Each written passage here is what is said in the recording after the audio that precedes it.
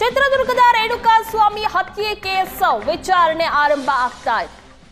ದೃಶ್ಯಗಳಲ್ಲಿ ನೋಡ್ತಾ ಇದ್ದೀರಾ, ಇದು ದರ್ಶನ್ ಅವರು ಕೋರ್ಟ್ಗೆ ಹೋಗ್ತಾ ಇರುವಂತಹ ದೃಶ್ಯ. ರೇಣುಕಾಸ್ವಾಮಿ ಕೊಲೆ ಆರೋಪಿಯಾಗಿರುವಂತಹ ದರ್ಶನ್ ಸದ್ಯ ಬೇಲ್ ಮೇಲೆ ಹೊರಗಡೆ ಇದ್ದಾರೆ. ಸೆಷನ್ಸ್ ಕೋರ್ಟ್ಗೆ ಹಾಜರಾಗಿದ್ದಾರೆ ಆರೋಪಿ ದರ್ಶನ್. ಕೋರ್ಟ್ ಆವರಣದ ದೃಶ್ಯಗಳನ್ನ ನೋಡ್ತಾ ಇದ್ದೀರಾ. ದರ್ಶನ್ ಅವರು ಈಗಾಗಲೇ ಎಂಟ್ರಿ ಕೊಟ್ಟಿದ್ದಾರೆ.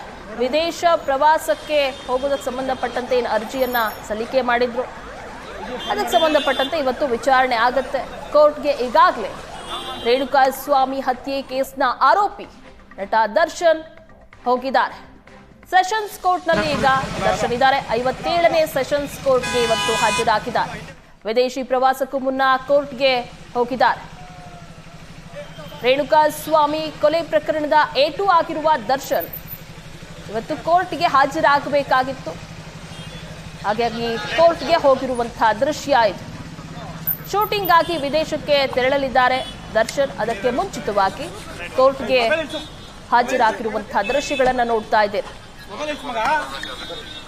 ಸೆಷನ್ಸ್ ಕೋರ್ಟ್ಗೆ ಹಾಜರಾಗಿದ್ದಾರೆ ಆರೋಪಿ ದರ್ಶನ್. 57ನೇ ಸೆಷನ್ಸ್ ಕೋರ್ಟ್ನಲ್ಲಿ ಪ್ರಕರಣದ ವಿಚಾರಣೆ ನಡೀತಾ ಇದೆ. ಮೊನ್ನೆಯಷ್ಟೇ ವಿದೇಶಿ ಪ್ರವಾಸಕ್ಕೆ ದರ್ಶನ್ಗೆ ಅನುಮತಿ ಸಿಕ್ಕಿತ್ತು. ವಿದೇಶಿ ಪ್ರವಾಸಕ್ಕೂ ಮುನ್ನ ಈಗ ಕೋರ್ಟ್ಗೆ ಹಾಜರಾಗಿದ್ದಾರೆ ದರ್ಶನ್.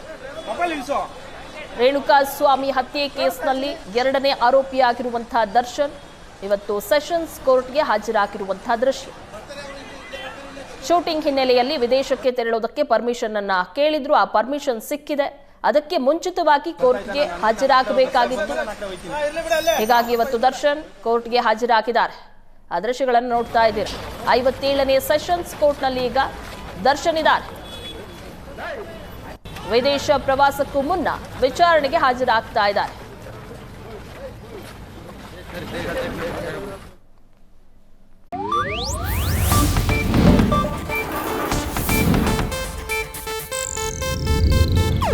ಇದು ಏಷ್ಯಾನೆಟ್ ನ್ಯೂಸ್ ನೆಟ್ವರ್ಕ್ ಪ್ರಸ್ತುತಿ.